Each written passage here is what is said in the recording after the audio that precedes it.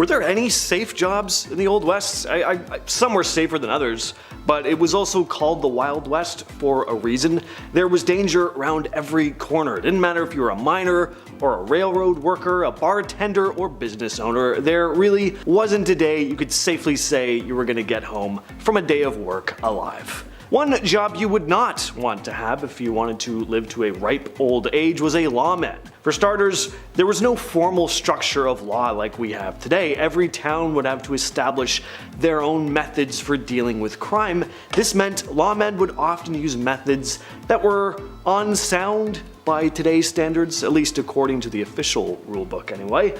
But it was a wild time, and with crime rates so incredibly high, they had to do what they had to do. Lawmen had to deal with bandits, outlaws, rowdy gamblers. Every day their life was on the line. Of course, some towns were safer than others, but the outlaw towns, those were the hardest to clean up. These were places ruled by criminals and corruption, so getting a place like that under control was no small task. And what made being a man of the law even more dangerous back then was how level the playing field was.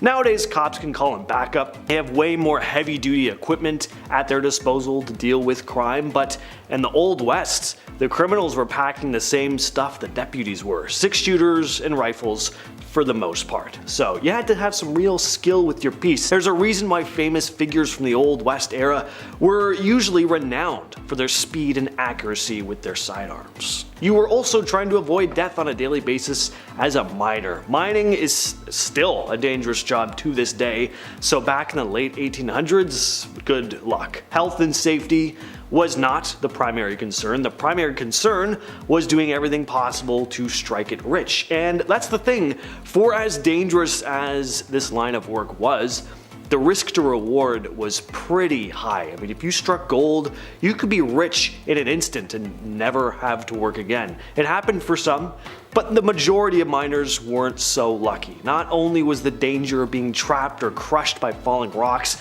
a constant threat, but a lot of miners suffered from poor health as well. For one thing, they worked very long hours, and mining is pretty grueling work, especially back then without the type of equipment we have today to assist in the process. Miners got sick more often than other folks because of all the dust in the mines. A good number of them would die of tuberculosis.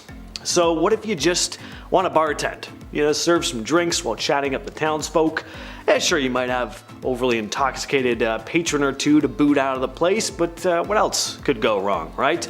Well, if you've seen any Western movie before, you know that working in a saloon was not quite the same as working in a bar today. And even today, depending on the bar you're working at, things can get pretty hairy. So imagine what it would have been like for saloon owners in the Wild West. Having a firearm on hand was a must. So who were the clientele? Well, everyone else on this list, pretty much, and folks had a lot to deal with, so they were pretty high strung, you know, not always the most laid back.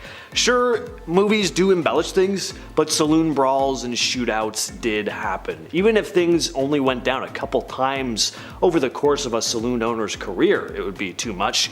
And depending on what town you were in, things would go down much more often than that.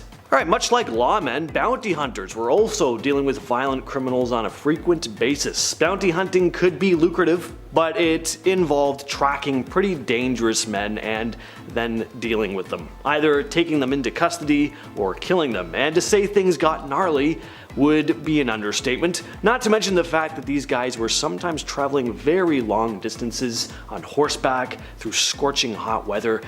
That would get old pretty quickly. One of the most notorious bounty hunters in the Old West was Timothy Longhair Jim Courtright. He was a lawman as well, but the lines between these two gigs were often pretty blurred. Again, there was no official system in place. Now, alongside enforcing the law, Courtright ran his own protection service where he'd offer local businesses safety from thieves and vandals. But some business owners didn't like the fact that he'd try to strong-arm them into paying for his services. And one man, Luke Short, a saloon owner, ended up telling Courtright to, quote, "go to hell."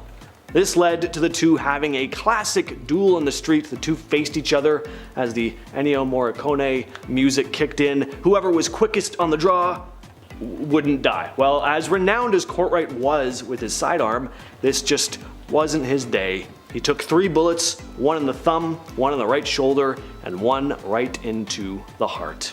Number 5, the Gold Rush.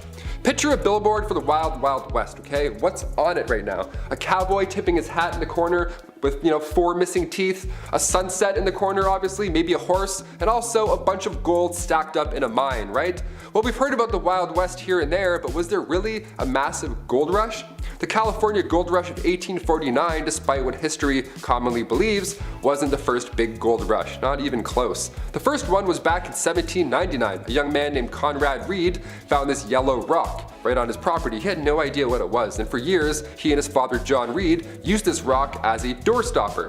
You already know where I'm going with this. This 17-pound nugget of gold, which is worth a lot even today, back then this information was game-changing. Congress then built the Charlotte Mint just so they could handle all this incoming gold found in North Carolina right after. Then later in 1828, more gold was discovered, but this time in Georgia. This was the second rush. Then come 1848, James Marshall found gold at Sutter's Mill, California.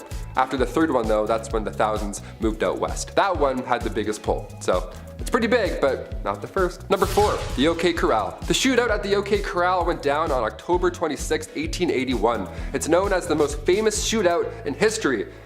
But should it be? Really? Going back to Tombstone, Arizona, it's 3 p.m. and we have men of the law and of course outlaws all in the same block. So naturally, trouble ensues.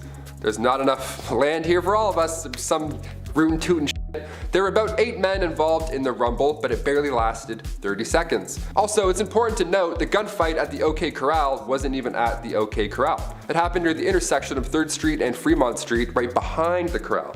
Yeah, details matter. 3 lawmen were injured and 3 cowboys lost their lives.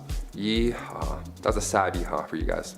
This is why you don't organize shootouts at 3 p.m. I don't know, everyone's drunk, there's bad decisions, apparently there's bad aim. Just slam some milk, shake some hands, go home. Simple. Number 3, Helena duels.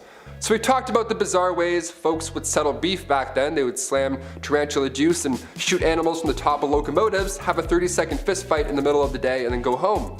But have you heard of these Helena duels? It began, of course, in Helena, Texas, aka the toughest town on earth, at least it was back in the 1800s. The Helena duel began here. There's even a movie called The Duel with Woody Harrelson and Liam Hemsworth. They show this style of combat in a pretty brutal Hollywood way. Both opponents had their left hands tied together with buckskin, and then each were given a small knife with an even smaller blade. It had to be short enough so it didn't reach any vital organ. That was the Texas trick. Then they're whirled around until they're dizzy, and then it gets really loud, really messy, and really bloody. Last man standing, pretty much. The crowd, of course, watches and places bets, which is always insane to me.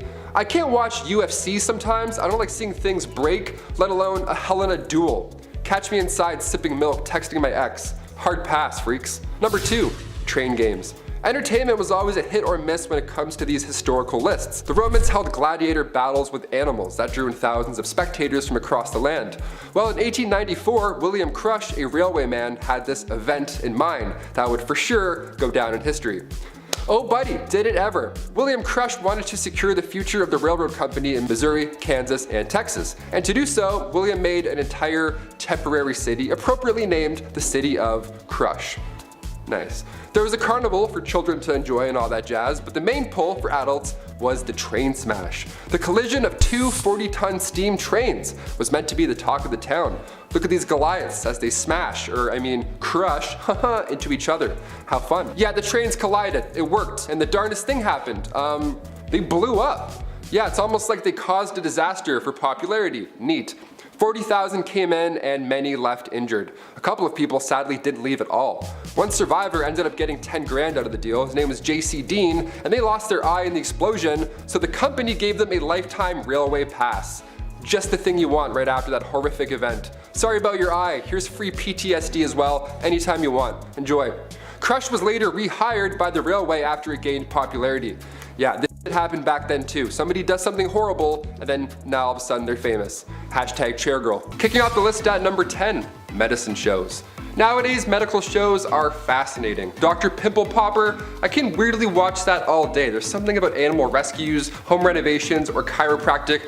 adjustments, I could never be bored. So back in the Wild Wild West, the 1860s to the 1890s, they had medicinal showmen. Yeah, these guys would go town to town, of course selling elixirs and tonics, but they would really nail this pitch. They would have pawns run ahead and plant themselves in the audience for these random medicine shows. That way when the world's greatest showman doctor arrives, he randomly picks an ill patient and then boom, just like that, they would be cured. One of the most successful of these elixirs was an elixir made by Kickapoo Indian Medicines from John Healy and Charles Bigelow. It was a mixture of herbs, roots, and animal fat, said to treat any illness, but really it was more of just a laxative, so you were just in the bush and hoping it got better. Number 9. Hop on my camel, partner. When you think of the Old West, you think long open ranges, spurs on boots, and cowboys riding camels? That's right, in 1855 the United States Army decided to import 75 camels to Texas. After all, the terrain in the Old West was fairly similar to the Middle East. The camels made supply runs between Camp Verde and San Antonio. But trouble began when the American Civil War broke out. Eventually the camels were sold off or simply let go into the wild, where they multiplied and began to cause havoc. So much so that folks began to spin urban legends such as the Red Ghost, a 30-foot tall creature that made people quiver in their britches. When in reality, most people had never seen a camel before and it was just a feral camel wandering the desert. But I mean, who knows? If Star Wars had a 30-foot camel in the snow, what's to say there isn't one running around in the American desert? Number 8. Missing mines. There's billions of dollars worth of gold lost at the bottom of the sea. It's there right now, waiting for you. Yeah, I'm talking to you. But if you don't have goggles, maybe swimming just isn't your thing, no sweat. Try the West. Yeah, there's dozens of lost treasure troves hidden in mines still to this day, like the San Saba gold mine or the Wheelbarrow mine. There's a few we have heard from in literature from old maps, but none compared to the Lost Dutchman mine. The legend has it that a man named Jacob Waltz, a German prospector, found the richest gold mine in the world. That's what he told his friends, and would we ever lie to our friends about gold and the location for it? No, absolutely not. The first gold rush was back in 1799. A young man named Conrad Reed found this yellow rock, had no idea what it was, and for years he and his father used it as a doorstopper. Yeah, they used a 17-pound gold nugget as a doorstopper. Nice. Back then, this information was game-changing once they realized that it was, gold. So Congress then built the Charlotte Mint just so they could handle all this incoming gold found in North Carolina right afterwards. I just wouldn't have told anybody. I'd be like, is this an infinity stone? I'm just gonna pocket this and then head out east. Number 7. Sideshow Crook. Elmer McCurdy was no different in life than any other bandit at the time. What makes McCurdy so unique is in his afterlife. McCurdy met his end on October 7, 1911, after local sheriffs tracked him down from a botched robbery. McCurdy was taken to an undertaker and prepared for burial. Unfortunately, no one came to claim the lonesome bandit. Not getting paid for his services, the undertaker began to display McCurdy as a sideshow attraction, charging patrons a nickel to view the bandit. The attraction became popular enough to draw the attention of carnival promoters, who offered multiple times to purchase the mummified crook, but were all denied. As the years went on, McCurdy changed hands from multiple sideshow attractions and museums. One day in 1976, a film crew was setting up props for filming. When someone began to move what they thought was a wax mannequin, it actually turned out to be poor old Elmer McCurdy himself. Eventually, McCurdy was laid to rest in a grave, where 2 feet of concrete were poured over his casket to make sure no one would come to steal the sideshow crook.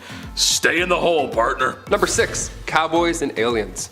Long before the Roswell incident in New Mexico back in 1947, aliens might have actually visited us. Yeah, the report comes from 1896 from 2 men in California. They reported that 3 alien beings were trying to abduct them. Were these just cowboy pranksters? Maybe they had a few shots of whiskey from the saloon? No, one of them was a colonel. Colonel H.G. Shaw and Camille Spooner were going from the town of Lodi to the Fresno Citrus Fair, which honestly sounds like a wonderful time, just saying that. But en route, they were greeted by 7-foot-tall, slender aliens. Yeah, the aliens didn't end up taking the 2 men because they were too heavy. These aliens were too thin and weak. Legit, that was the reason. They just couldn't grab them and take off. So they got back into their spaceship and they took off. How embarrassing is that? Hit the gym, E.T. Number 5. Comfort of the ladies of the evening. Now being that it's the Old West and there was just a shootout in the street, folks need to take their minds off of such horrors.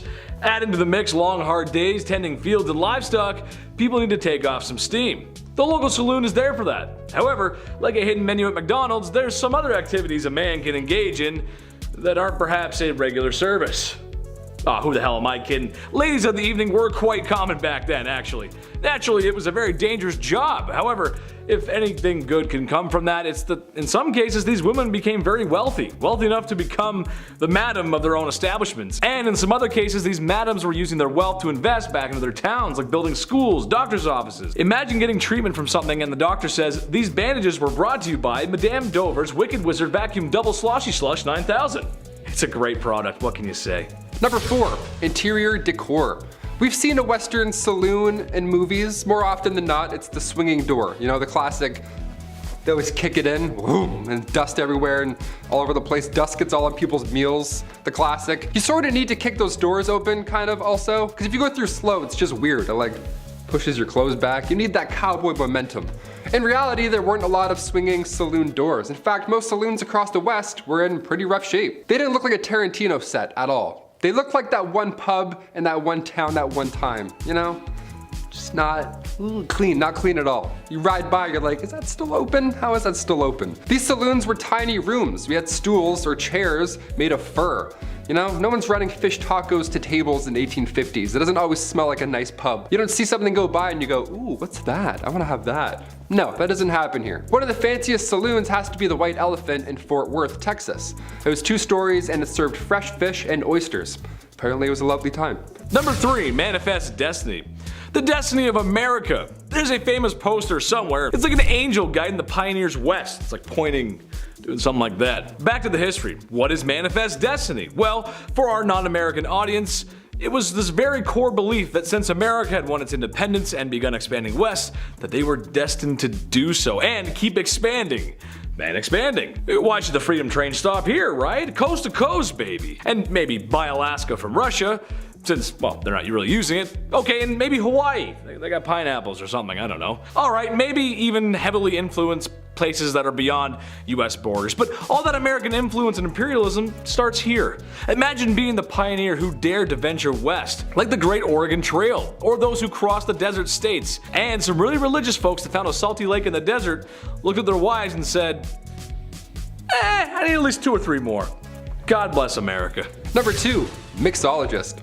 You ever go to a pub, like a chill pub, dare I say a restaurant, and a dude with a mustache thinks he's in Peaky Blinders for no reason behind the bar? He's flipping bottles that don't need to be flipped, he's lighting shots on fire.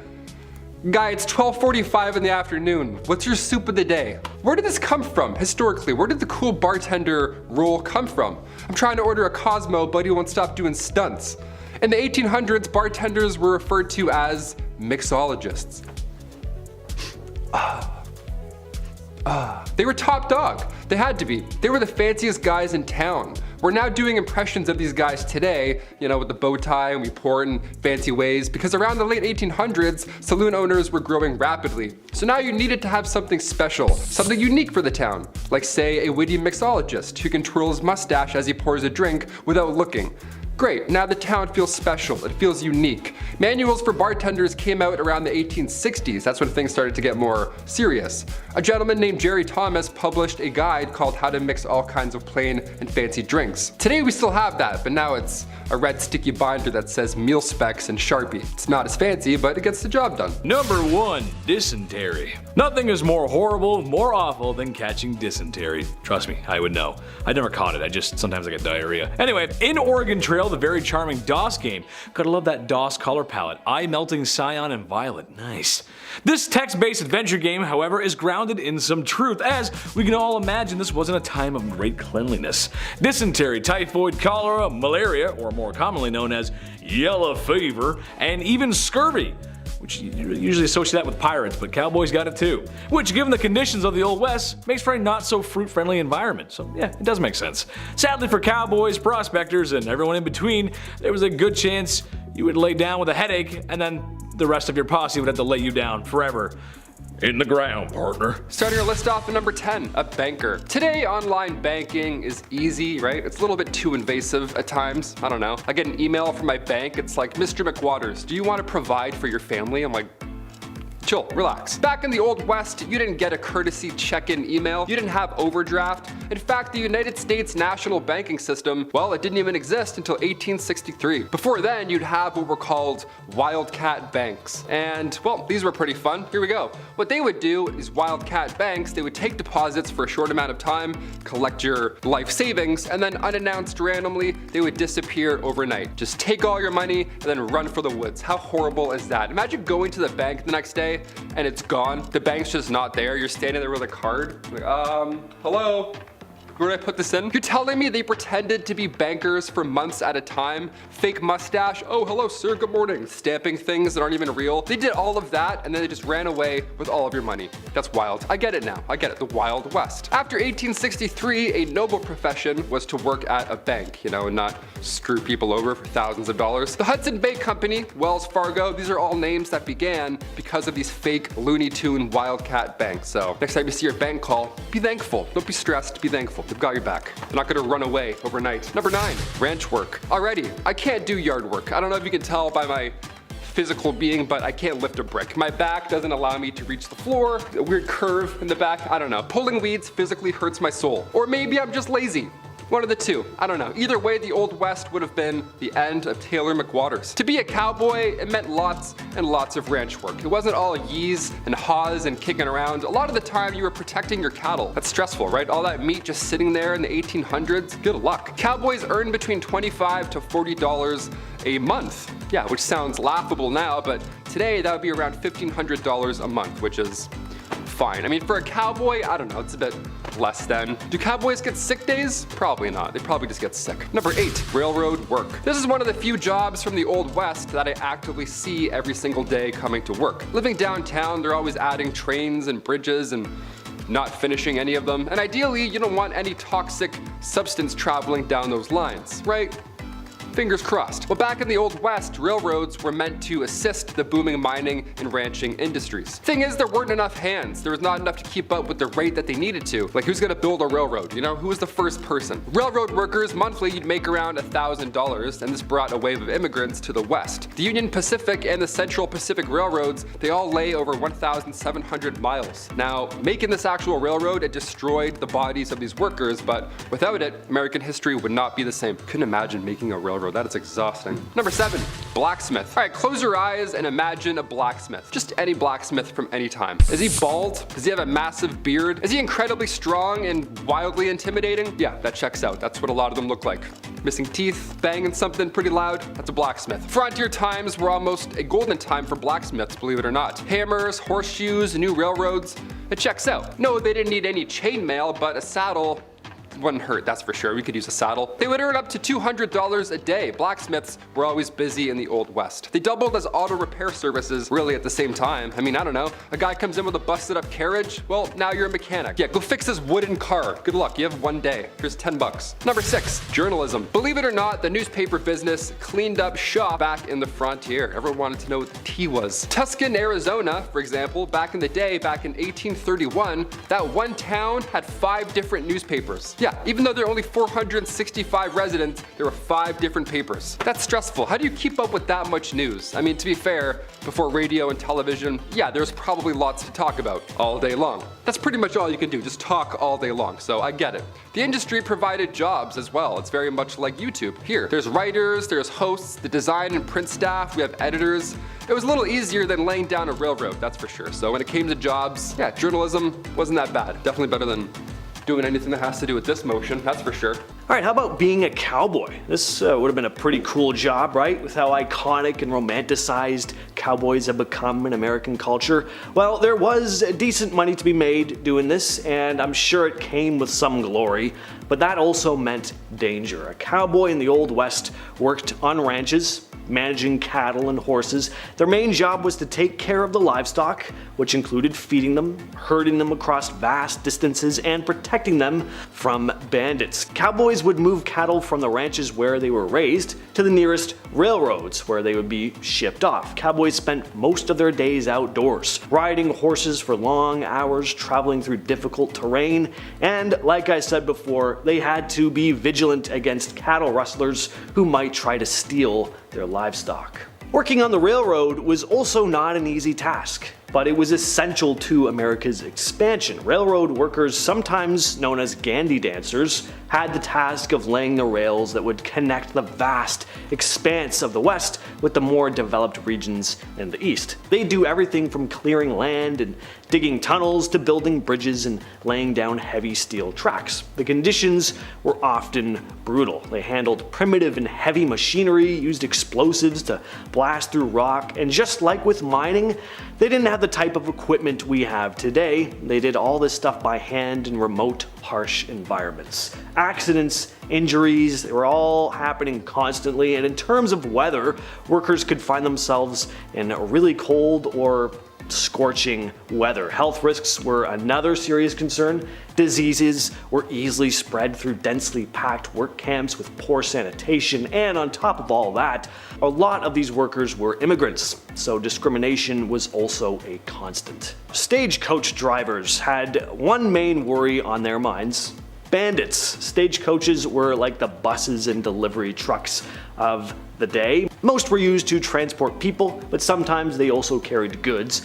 Drivers needed to be good with horses and know the best routes to take, all while dealing with rough, often dangerous roads. But robberies were again a constant risk. Bandits and highwaymen targeted stagecoaches for the valuable cargo or personal belongings of the passengers on board. Drivers had to be very vigilant, and being armed, again, it was just a must. It's not like they had police patrolling around either. They were traveling through desolate stretches of land.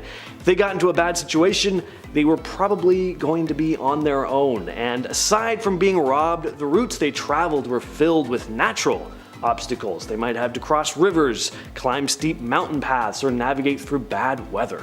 Much like stagecoach drivers, working on trains in the Wild West came with its fair share of danger, especially from train robberies, which were a real and frequent threat. Back then, trains were basically moving targets. They carried not just people, but valuable goods and money, often in the form of gold and silver. Trains may have well just had "Rob Me" written in giant letters on the side of them. One of the most notorious figures associated with train robberies was Butch Cassidy. He was part of a gang known as the Wild Bunch. These guys were infamous for pulling off some of the most daring and well-planned train heists of the time. Cassidy and his crew would carefully plan their attacks. They often involved dynamite to blow up safes, and a good deal of fire was involved. These incidents would have been terrifying. Cassidy, though, was kind of known for being less brutal than most other robbers, who would not hesitate to use their weapons. For train conductors and other crew, the threat of a robbery was something they always had to be prepared for. What about bankers, though? I mean, they have one of the most mundane jobs on the face of the planet. Well, even in the Wild West, this was actually a relatively safe job, but just because they weren't dealing with danger on a daily basis doesn't mean they never had to deal with it. This was a time where outlaws and bandits were running rampant, after all, and being a banker means, well, I mean, you're working at a place that stores all the money. Not hard to connect the dots here. Being robbed by a gang of rowdy outlaws was always a very real possibility, and surviving one of these robberies was unlikely. There were criminals, again, like Butch Cassidy, who tried to pull off robberies with as little killing as possible, but that really wasn't the norm. And I can't talk about the dangerous professions of the Wild West without bringing up outlaws themselves. Hard to really call being an outlaw a job, but it was how a lot of folks made their living. And in terms of danger, well, most of the time they were the danger, but as I discussed earlier with bounty hunters and lawmen, they were sometimes even more brutal than the bandits they were protecting their citizens from. And on top of being constantly on the run from the law, outlaws didn't always get along with each other. Just like today, there were rival gangs, and even members of the same crew would turn on each other if they could profit from it. There's no honor amongst thieves, they say.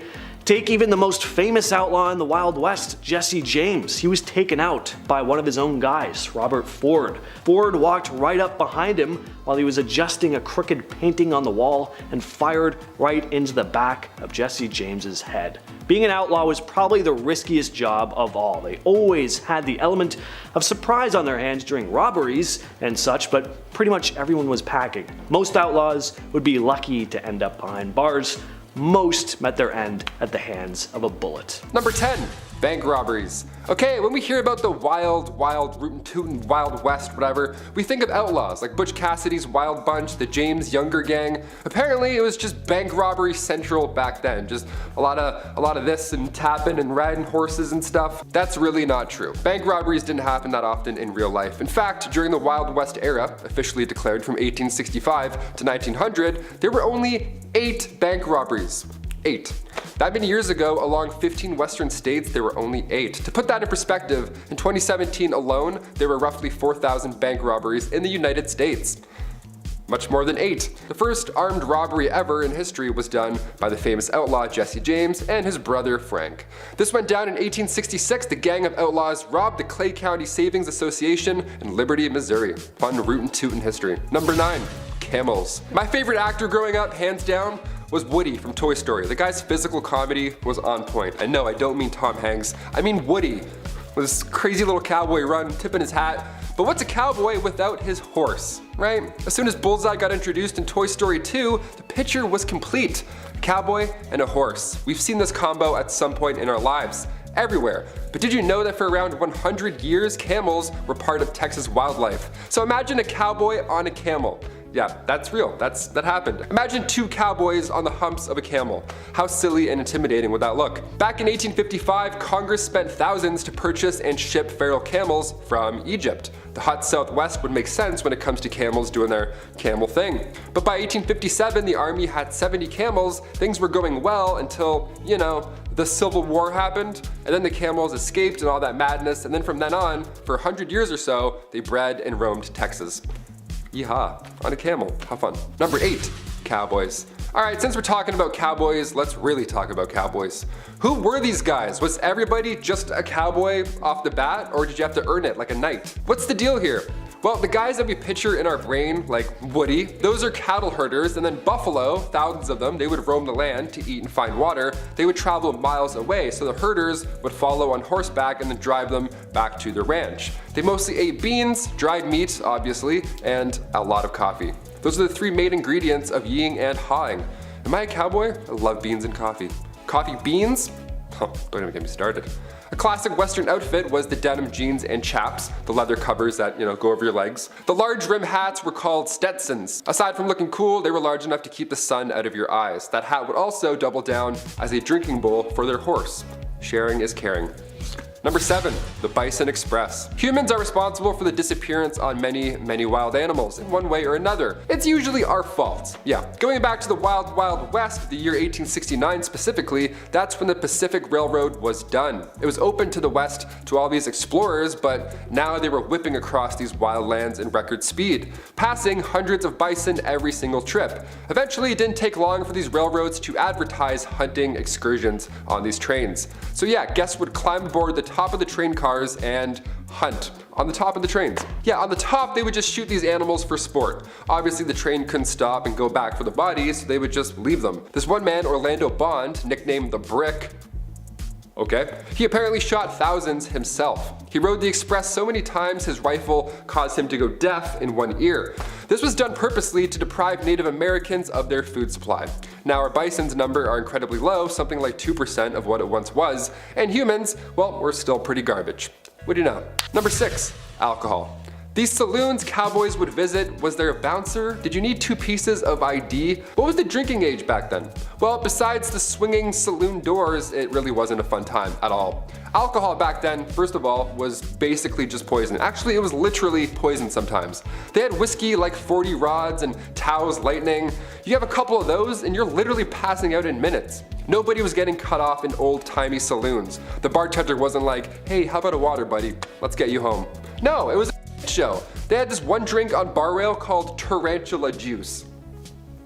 Yeah, happy 21st birthday. Go throw up. It was made from strychnine, which was actual poison. So when the whiskey wore off, the strychnine would be left over in the patron's body, and it felt like tarantulas were crawling all over your skin. Ugh, yeah, I'm good with a Bud Light Lime. Thanks, man. Number 5, Romeo and Juliet. What's it a name that which we call a rose? Any other word would smell as sweet? It's often said that art imitates life, but sometimes life can be stranger than fiction, and oftentimes really similar. The Hatfield and McCoys were 2 feuding families in the time of the Old West, whose whose hatred of one another runs deep. The most serious issues being family members removed, Old West style, by the opposite family, and in one case a court battle over the ownership of a barnyard pig. But perhaps the best story to come of this feud is the love affair of John C. Hatfield and Rosanna McCoy. The two lovers met and instantly fell in love with each other, their families instantly disapproving of their newfound love. Similar to William Shakespeare's Romeo and Juliet, the star-crossed lovers story ends in tragedy. After multiple attempts to rekindle their love, including a daring rescue organized by Rosanna to free John C. from her own family,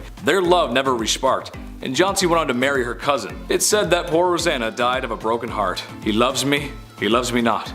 He loves me, he loves my cousin? Number 4. Bank robberies. If you're going to parody the Wild Wild West, you need a horse, you need a hat, and you need a big sack with a $sign on it. Apparently, wasn't it like Bandit Central? Weren't there bank robberies on every dusty corner in every dusty old town?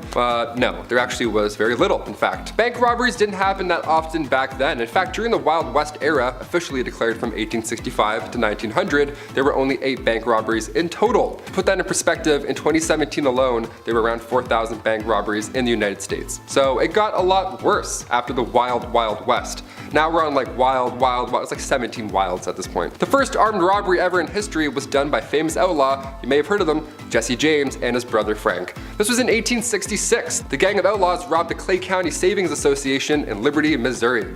We know all these bandits, but it's like they're just robbers, they're just bad people. We shouldn't really know them or glorify them. But they do this and ride horses, so it's kind of fun. And the number 3 spot, Good Bad Town. On your way out west, you may come to find that the unsettled lands are full of danger, bandits, crooks, perilous weather, and the occasional tummy ache. When the town of Palisade, Nevada's railroad was expanded and people began to arrive in droves, the town boomed, but so did their boredom. Palisade was rather mild compared to the rest of the expanding West, so much so that when tourists began to complain of Palisade being nothing like the dangerous towns they read about in their dime novels, the people of Palisade acted by staging fake bank robberies, gunfights, and even Native American battles between them and the army, with sometimes the Native Americans participating. Also going as far as using real cattle blood during the staged combat. The citizens of Palisade were such effective actors that a lot of tourists began to run back to the train in fear of what they were seeing. Nothing more American than capitalizing on boredom. Number 2, Helena duels. Have you guys heard of Helena duels? They're pretty intense, and they're a bit more intense than breakdancing battles, which honestly it's pretty close, but these are like right above it. Helena duels began of course in Helena, Texas, aka the toughest town on earth. At least that's what they called it back in the late 1800s. It still is pretty close. The Helena duel began here. There's even a movie called The Duel with Woody Harrelson and Liam Hemsworth. They showed this style of combat in a pretty brutal cinematic way. Opponents' left hands were tied together with buckskin and each were given a small little blade. It had to be short enough so you couldn't reach any vital organ. That was the trick. It was a brutal detail that made this an unusual event. But just like the Romans and the Colosseum, everybody likes watching violence. Depending what era it is, people are like, yeah, we'll still show up and watch people die, sure. People would make bets during these duels. How did anybody watch these at all? I can't even scroll through Reddit at night without seeing something awful, let alone a Helena duel at like 4 p.m. And the number 1 spot, I don't like your snoring, partner. There were a handful of dangerous criminals back in the Wild West. This includes John Wesley Hardin. Born to a reverend in 1853, his parents hoped he would grow up to be a preacher. He turned out to be one of the most deadliest outlaws to ever live. Hardin claimed many lives over the years, but most bizarre was when he shot a man for snoring. One night in 1871, while staying at a hotel, Hardin was having trouble sleeping due to the man in the next room snoring loudly. Hardin promptly shouted at the man to stop snoring. Irritated with no response, he fired several shots into the next room, claiming the man's life. After years of being an outlaw and spending a lot of time in jail, he was released for good behavior, where he then received a full pardon. With his full pardon, Hardin was then able to take and pass the bar exam, afterwards setting up a law practice in Gonzales County, Texas. If your lawyer has a longer criminal history than you, there's a good chance you're not going to beat the case. Kicking off the list at number 10, going the distance. First things first, how much was an IPA back in the 1800s? That's why we clicked this video, right? That's all we want to know. Some beers today cost like $13 at the bar. What's going on? Nowadays we have happy hour, drink specials, wine pairing suggestions that go along with your meal. We have affordable alternatives today at the bar.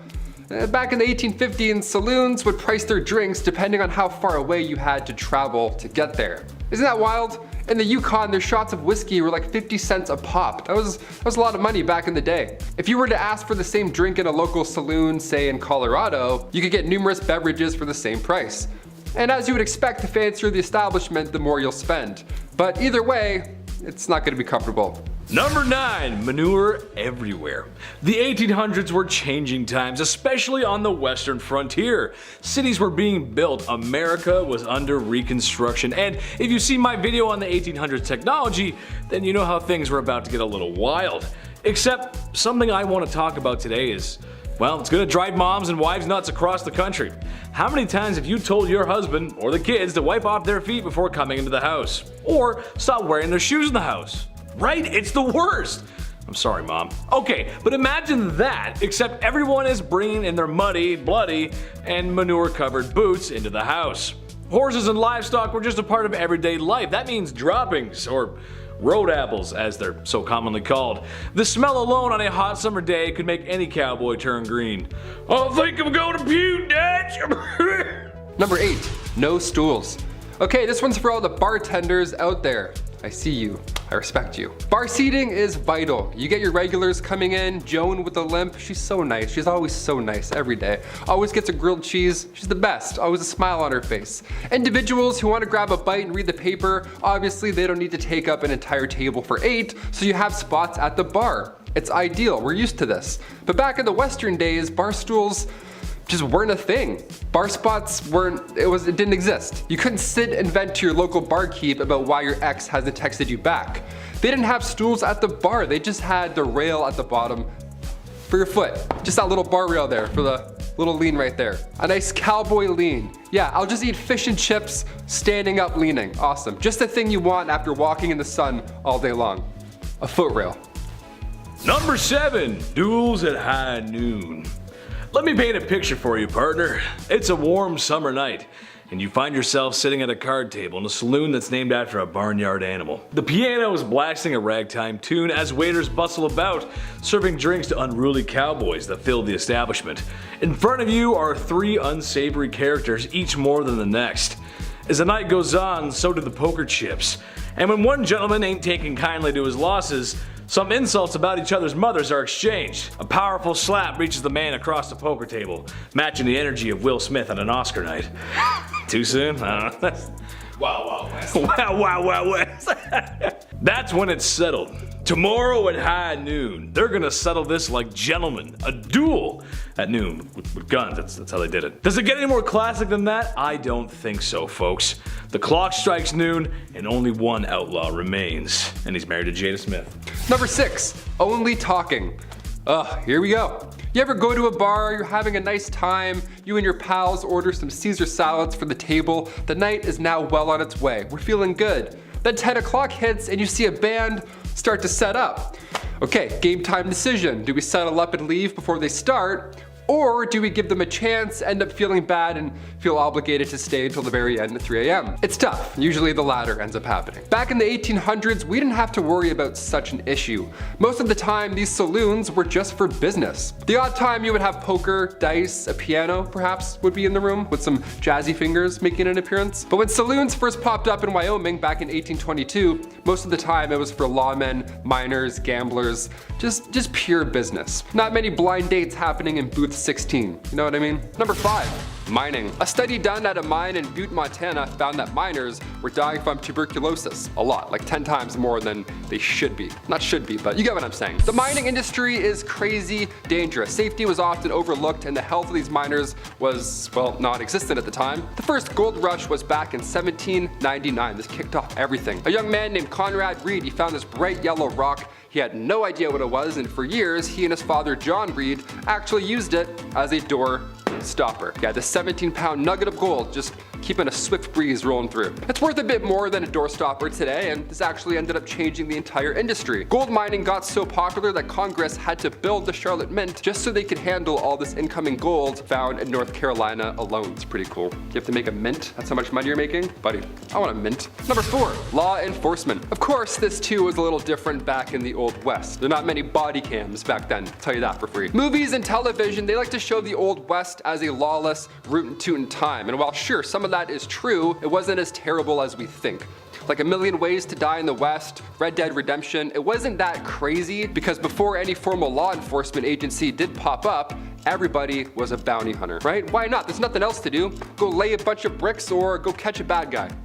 50-50, both are quite dangerous. Eventually, positions like that of a US Marshal began to pop up more and more, and well, now there's a bit more order to the system, that's for sure. A bit, just a little bit. Number 3, barkeep. Alright, I love pubs, big old fan of pubs. Never been to a Wild West rootin' tootin' pub, but I'm in no rush. They always have weird drinks like venom snake juice or whatever, like spider ale. I'm like, I don't want any of these poisons. How about a beer? Just a beer, thanks. Bars in the Wild West, not so fun. Not a lot of open mics going on back then in the 1800s. No karaoke night back then. See, back then, these saloons were just for business. That's it. You don't have a mustache and a business plan, get out. In the 1850s, saloons would price their drinks depending on how far away you had to travel. Can you imagine that? In the Yukon, their shot of whiskey was 50 cents a pop. Now, that was a lot back in the day, but if you were to ask for the same drink in a local saloon, say in, I don't know, Colorado, it'd be a lot cheaper. Pretty ruthless. That's rootin' tootin' ruthless. The odd time you would have poker, dice, maybe some guy in a piano with some jazz fingers, sure, but most of the time, business only. When saloons first popped up in Wyoming back in 1822, most of the time,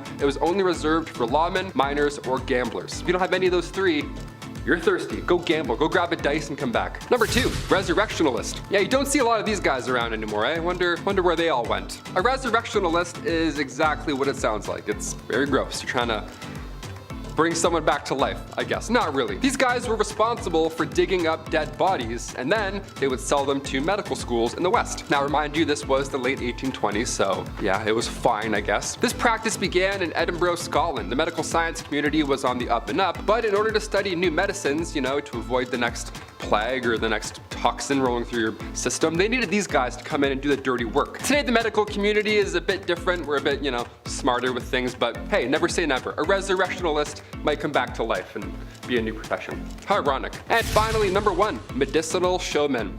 Yes, we'll end on this note. Step right up and see something that doesn't work. A fake product. Yes, here we go. I'm doing a fake shoe. A fake shoot? A fake show. I don't know. Back in the Wild West, the 1860s to the 1890s specifically, they had what's called medicinal showmen, right? You won't believe your eyes. You have strep throat? Come on up. Here we go. Definitely gonna fix that. These guys would go town to town selling elixirs and tonics, whatever, but it was all about the pitch. That's pretty much all they had. They would have pawns, like their buddies, run ahead into town and then plant themselves in the audience before these random medicine shows. That way, when the world's greatest showman doctor arrives, he randomly picks an ill patient that he knew was there, and then boom, just like that, he's cured. Almost like a magic show, right? Some would think, full of lies. One of the most successful of these elixirs was the elixir made by John Healy and Charles Bigelow. It was a mixture of herbs, roots, and animal fat, and it was wildly popular. They toured with this elixir. They had to tell everybody in every town. They said it could treat any illness, but in reality, it was just a laxative. Just a mess. Just a show, really. So don't believe everything you hear, except for today. Today we're a bit smarter. Back then, not quite.